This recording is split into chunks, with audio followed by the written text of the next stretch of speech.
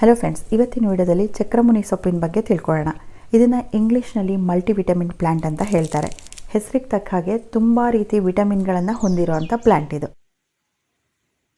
ಈ ಚಕ್ರಮುನಿ ಸೊಪ್ಪು ಅಥವಾ ಮಲ್ಟಿವಿಟಮಿನ್ ಪ್ಲಾಂಟ್ನ ಎಲ್ಲ ರೀತಿ ಮಣ್ಣಲ್ಲೂ ಬೆಳಿಬೋದು. ಪಾಟ್ಗಳಲ್ಲಿ ಕೂಡ ಬೆಳಿಬೋದು ಅಥವಾ ಗ್ರೋ ಬ್ಯಾಗ್ ಅಥವಾ ಚೀಲಗಳಲ್ಲಿ ಕೂಡ ಬೆಳಿಬೋದು. 5 ರಿಂದ 5.5 ಅಡಿಯಷ್ಟು ಎತ್ತರ ಬೆಳೆಯುತ್ತೆ. ಹಾಗಾಗಿ ಟೆರೇಸ್ ಗಾರ್ಡನಲ್ಲಿ ಕೂಡ ತುಂಬ ಈಸಿಯಾಗಿ ಬೆಳಿಬಹುದು. ಈ ಪ್ಲಾಂಟ್ ಯಾವುದೇ ಆರೈಕೆ ಇಲ್ದೇ ಬೆಳೆಯುತ್ತೆ. ತುಂಬ ನೀರು ಕೂಡ ಬೇಕಾಗಲ್ಲ, ತನ್ನ ಪಾಡಿಗೆ ತಾನು ಬೆಳೆಯುತ್ತೆ. ತುಂಬ ಬಿಸಿಲಿರೋ ಅಂಥ ಜಾಗದಲ್ಲೇ ಇದನ್ನು ಬೆಳೆಸಬೇಕು. ಹಾಗಾಗಿ ಟೆರೇಸಲ್ಲಿ ತುಂಬ ಈಸಿಯಾಗಿ ಬೆಳೆಸಬಹುದು. ಈ ಗಿಡದ ಹೂ ನೋಡೋಕ್ಕೆ ತುಂಬ ಚೆನ್ನಾಗಿರುತ್ತೆ, ತುಂಬ ಕ್ಯೂಟಾಗಿರುತ್ತೆ. ಇದರಲ್ಲಿ ಹಣ್ಣು ಕೂಡ ಆಗುತ್ತೆ. ಇದೇ ಹಣ್ಣಿಂದ ಸೀಡ್ಸ್ ಕೂಡ ಆಗುತ್ತೆ.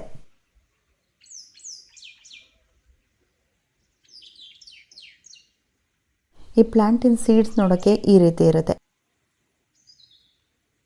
ಈ ಗಿಡನ ಸೀಡ್ಸಿಂದ ಕೂಡ ಬೆಳಿಬೋದು, ಕಟ್ಟಿಂಗಿಂದನೂ ಬೆಳಿಬಹುದು. ಇದೊಂದು ಆಯುರ್ವೇದಿಕ್ ಮೆಡಿಸಿನಲ್ ಪ್ಲಾಂಟ್ ಅನ್ನೋದು ಎಲ್ರಿಗೂ ಗೊತ್ತು. ಇದರ ಎಲೆನ ಮತ್ತು ಈ ಹಣ್ಣನ್ನು ಹಾಗೆ ನಾವು ಹಸಿಯಾಗಿ ತಿಂದ್ಬಿಡ್ಬೋದು. ಹಸಿಯಾಗಿ ಸಹಿತ ತಿನ್ಬೋದು, ಬೇಯಿಸ್ಬಿಟ್ಟು ಕೂಡ ತಿನ್ಬೋದು. ಹಸಿಯಾಗಿ ತಿಂದಾಗ ನಮಗೆ ಒಗರಾಗಲಿ ಕಹಿ ಆಗಲಿ ಏನೂ ಇರಲ್ಲ. ಇದರಲ್ಲಿ ಒಂದು ರೀತಿ ಸ್ವೀಟ್ನೆಸ್ ಇರುತ್ತೆ, ತಿನ್ನೋದಕ್ಕೆ ತುಂಬ ಚೆನ್ನಾಗಿರುತ್ತೆ. ಈ ಮಲ್ಟಿವಿಟಮಿನ್ ಪ್ಲಾಂಟ್ ಅನ್ನೋ ಹೆಸರೇ ಹೇಳೋ ಹಾಗೆ ಇದರಲ್ಲಿ ವಿಟಮಿನ್ ಎ, ಬಿ ಮತ್ತು ಕೆ ತುಂಬ ಹೇರಳವಾಗಿರುತ್ತೆ.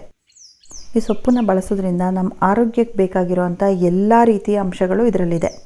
ಮೂತ್ರಪಿಂಡಗಳ ಸಮಸ್ಯೆ ಇದ್ದರೆ, ಕಿಡ್ನಿ ಪ್ರಾಬ್ಲಮ್ ಇದ್ದರೆ, ಅಥವಾ ವೆಯ್ಟ್ ಲಾಸ್ ಮಾಡ್ಕೋಬೇಕಾಗಿದ್ರೆ, ಕಣ್ಣಿನ ಸಮಸ್ಯೆ ಇದ್ದರೆ, ಅಥವಾ ರಕ್ತಹೀನತೆ ಸಮಸ್ಯೆ ಇದ್ದರೆ ಇದನ್ನು ಬಳಸೋದ್ರಿಂದ ದೇಹದಲ್ಲಿ ರಕ್ತ ಹೆಚ್ಚು ಉತ್ಪತ್ತಿಯಾಗುತ್ತೆ, ಹಾಗೆ ರಕ್ತ ಶುದ್ಧಿಯಾಗುತ್ತೆ.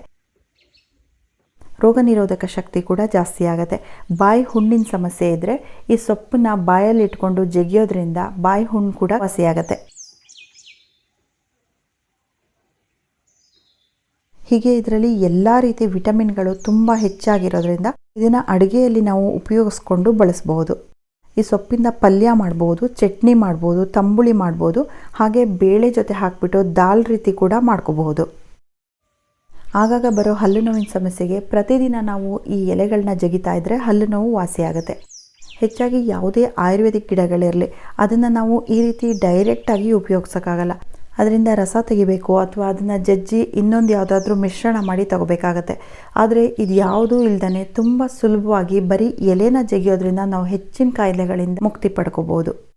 ಈ ಗಿಡನ ಬೆಳೆಯೋ ರೀತಿ ಕೂಡ ತುಂಬ ಸುಲಭವಾಗಿರೋದ್ರಿಂದ ಪ್ರತಿ ಮನೆಯಲ್ಲೂ ಈ ಮಲ್ಟಿವಿಟಮಿನ್ ಪ್ಲಾಂಟ್ನ ಬೆಳೆಸ್ಬೋದು ಅಂತ ಹೇಳ್ತಾ ಈ ವಿಡಿಯೋ ಎಂಡ್ ಮಾಡ್ತಾ ಇದ್ದೀನಿ.